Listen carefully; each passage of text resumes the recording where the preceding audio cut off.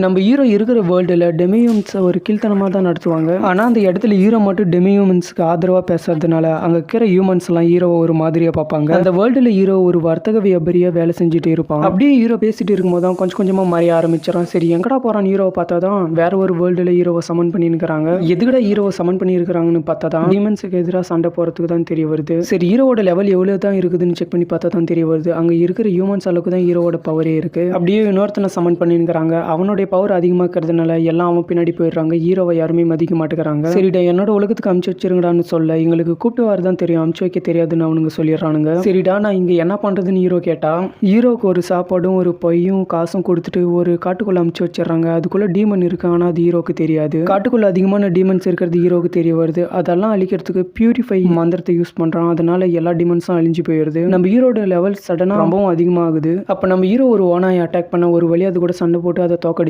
அந்த ஓனா என்னை தோக்கடிச்சதுனால நீங்க தான் என்னுடைய மாஸ்டர்னு சொல்லுது. அப்படியே ஒரு பொண்ணாவும் ஒரு மாதிரி இருது. நீ எல்லாம் எனக்கு ஒன்றும் தேவையில்ல, போய் உன்னுடைய வேலையை பாருமான்னு ஹீரோ சொல்லிடுறான். நீங்க மட்டும் என்ன ஏத்துக்கலன்னா நான் இங்கேயே செத்து போயிடுவேன்னு அந்த ஓனாய் பொண்ணு சொன்னது.